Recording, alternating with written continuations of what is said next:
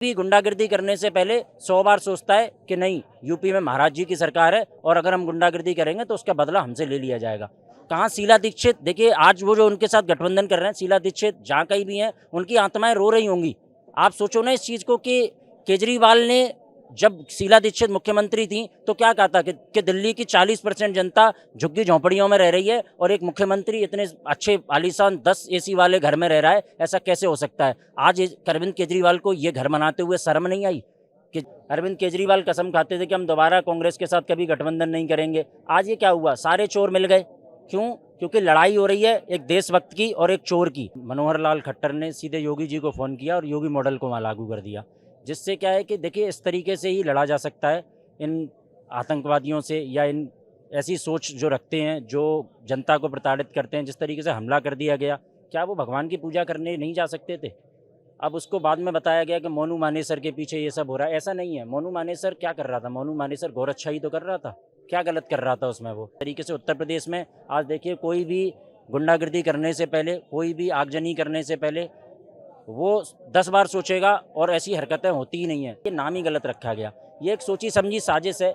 जिस तरीके से उसमें राहुल गांधी या कांग्रेस पार्टी की जो मानसिकता है ना, वो अंग्रेजी शासन की है कि एक कानून है कि कोई भी 10 करोड़ से ऊपर का बिल होगा दिल्ली के अंदर, वो एलजी के पास जाएगा। तो इतनी चतुराई के साथ, मतलब आप बताइए 9 करोड़ 99 लाख का बिल पारित किया जाता है जिससे कि एलजी के पास न जा सके।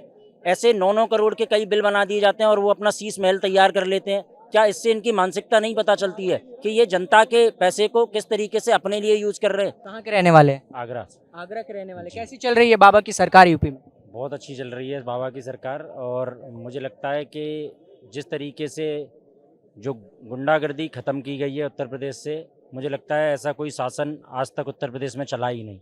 जिस तरीके से आप देखते थे सपा के जो गुंडे पाले जाते थे और वो जिस तरीके से जनता को प्रताड़ित किया जाता था, अब देखिए आप और जगह भी देखिए, मध्य प्रदेश देखिए, हरियाणा देखिए। हरियाणा में मेवात में नूह में जो दंगा हुआ, उस पर क्या किया गया?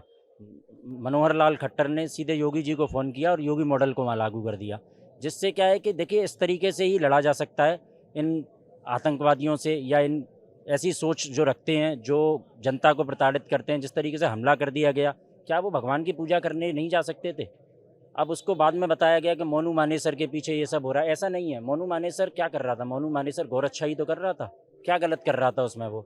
लेकिन इस तरीके से जब ये मॉडल अपनाया गया कि जिन्होंने ये गुंडागर्दी करी, उनसे ही जो उन्होंने नुकसान किया सरकारी प्रॉपर्टी का, चाहे वो मतलब प्राइवेट प्रॉपर्टी हो, चाहे वो पब्लिक प्रॉपर्टी हो, उनसे ही उन चीज़ों की भरपाई जब की जाएगी ना, तभी ऐसे लोगों को ऐसी चीज़ों पर लगाम लग सकेगा। जिस तरीके से उत्तर प्रदेश में आज देखिए कोई भी गुंडागर्दी करने से पहले, कोई भी आगजनी करने से पहले वो 10 बार सोचेगा और ऐसी हरकतें होती ही नहीं है। जिस तरीके से 2024 में चुनाव होने वाला है, एक एकजुट होकर विपक्षी दल बना है इंडिया। क्या लगता है एनडीए को टक्कर दे पाएगा 24 में? नहीं, देखिए जिस तरीके से ये जो एक विपक्ष ने नाम रखा इंडिया, पहली बात तो मैं यही कहूँगा कि ये नाम ही गलत रखा गया। ये एक सोची समझी साजिश है। जिस तरीके से उसमें राहुल गांधी या कांग्रेस पार्टी की जो मानसिकता है ना, वो अंग्रेजी शासन की है और इसीलिए इन्होंने इसको नाम दिया इंडिया, जिससे कि जब ये लोग हारेंगे तो पब्लिक में एक आवाज़ होगी इंडिया हारा। लेकिन इस तरीके का नाम मुझे नहीं लगता, पहले तो ये नाम ही नहीं रखना चाहिए था। दूसरा, रही बात जीत की, तो देखिए जैसा कि अरविंद केजरीवाल ने खुद ही सिद्ध कर दिया है कि उनकी जो गठबंधन है वो हार चुका है, क्योंकि उन्होंने कहा था कि अगर जो बिल आने वाला है, दिल्ली का जो बिल आया है, अभी पास हुआ है राज्यसभा में और लोकसभा में, उस बिल को आने से पहले ही उन्होंने कहा था कि ये सेमीफाइनल है, विपक्ष को एकजुट होना पड़ेगा। जैसा कि आप देख रहे हो, मनमोहन सिंह, उनकी तबीयत खराब थी लेकिन व्हील चेयर पर उन्हें राज्यसभा ले जाया गया ताकि एक वोट कम ना हो जाए। लेकिन हुआ क्या? आखिरकार विपक्ष उसमें फेल रहा, यानी कि सेमीफाइनल की जो जीत थी वो मोदी जी की हो चुकी है। और इसका मतलब है अरविंद केजरीवाल खुद ये मान चुके हैं कि अब इंडिया फेल होकर और लोकसभा में 2024 में फिर से एक बार पूर्ण बहुमत के साथ मोदी जी प्रधानमंत्री बनेंगे। एक बहुत दिग्गज नेता हैं बिहार के लालू यादव, वो तो कह रहे हैं कि लोकसभा में 300 सीट ला रही है इंडिया, तो फिर कैसे होगा? देखिए लालू यादव की अगर हम बात करें तो आप खुद देखो ना कि लालू यादव किन लोगों के साथ मिले हुए हैं। नीतीश कुमार, जो कि खुद कहते थे कि जो चारा खा रहे हैं, जो चारा घोटाला में जेल जा रहे हैं, हम उनके साथ कभी नहीं आएंगे।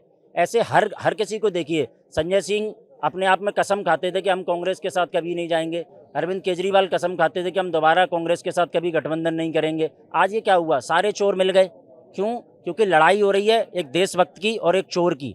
क्योंकि इनको अब हिस्सा नहीं मिल पा रहा। अरविंद केजरीवाल को देखो ना आप क्या किया है, इतना बिल पास किए जो कि एक कानून है कि कोई भी 10 करोड़ से ऊपर का बिल होगा दिल्ली के अंदर वो एलजी के पास जाएगा। तो इतनी चतुराई के साथ मतलब आप बताइए 9 करोड़ 99 लाख का बिल पारित किया जाता है जिससे कि एलजी के पास न जा सके।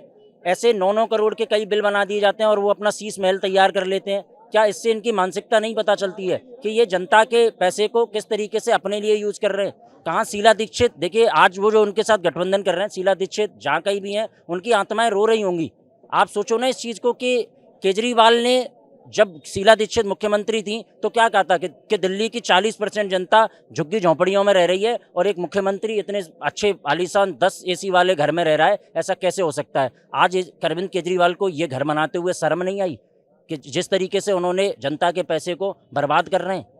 अच्छा, क्या लगता है 2024 चुनाव के मुद्दे क्या होंगे? क्योंकि आरोप लग रहा है सरकार पर कि महंगाई, बेरोजगारी को ठीक से संभाल नहीं पा रही है सरकार। नहीं, देखिए महंगाई की बात ऐसी है, कुछ एक चीज़ों पर महंगाई बढ़ी है, लेकिन इस तरीके से महंगाई दर को अगर देखा जाए ना तो महंगाई दर कम हुई है।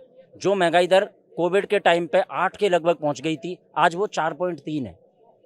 तो एक बात बताओ, महंगाई दर कहाँ है? और एक मतलब मेरा मानना है कि महंगाई दर ये कोई मुद्दा नहीं है। महंगाई के लिए देखिए जनता को सुकून भी तो है। आप सोचो कि उत्तर प्रदेश की मैं बात करूं, सपा की सरकार होती थी या और जो अन्य सरकारें आईं उसमें क्या होता था? सरेआम लूटपाट हो रही है, सरेआम गुंडागिर्दी हो रही है, पुलिस के साथ बदतमीजी होती थी, पब्लिक के साथ बदतमीजी होती थी। आज वो कुछ नहीं है। एक व्यापारी क्या चाहता है? शांति चाहता है, सुकून से अपना व्यापार करना चाहता है। आज वो हो रहा है। आज कोई भी गुंडागिर्दी करने से पहले 100 बार सोचता है कि नहीं, यूपी में महाराज जी की सरकार है और अगर हम गुंडागिर्दी करेंगे तो उसका बदला हमसे ले लिया जाएगा। अच्छा, अभी हमारे देश में जो चल रहा है मणिपुर में, इस पर आज राहुल गांधी संसद में भाषण दे रहे थे। उन्होंने कहा कि मणिपुर में भारत माता की हत्या कर दी गई है। ये स्टेटमेंट कितना सही था? नहीं, देखिए राहुल गांधी तो इस देश में मजाक का विषय है, मेरा मानना ये है। आपको शायद याद होगा जब राहुल गांधी एक बार संसद में बोले तो अपने ही वक्तव्य को बोलने के बाद वो आंख मारते हैं।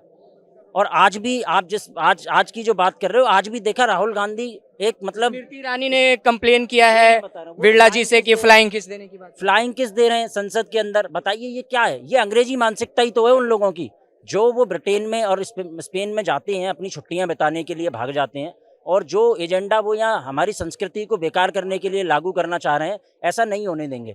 देखिए इसीलिए तो मैं कह रहा हूँ ना कि जो चुनाव होगा वो राष्ट्रवाद पे होगा, वो हमारी संस्कृति पे होगा। और महंगाई, कोई भी इंसान महंगाई झेल सकता है, लेकिन आज हिंदू जाग चुका है, वो अपनी संस्कृति को नहीं खोएगा। और संस्कृति इस देश में अब देखो ना पूरे विश्व में डंका मतलब बोल रहा है। मोदी जी को हर जगह बुलाया जा रहा है। इस तरीके से सम्मान कभी किसी प्रधानमंत्री को नहीं दिया गया। मोदी जी को हर देश बुला रहा है। पाकिस्तान तक में आवाज उठ रही है कि हम हिंदुस्तान चले जाएं, पीओके को ले लो। इस तरीके की आवाजें उठ रही हैं। ये क्या हो रहा है? मोदी जी की वापसी हो जाएगी 24 में? जरूर, 100%।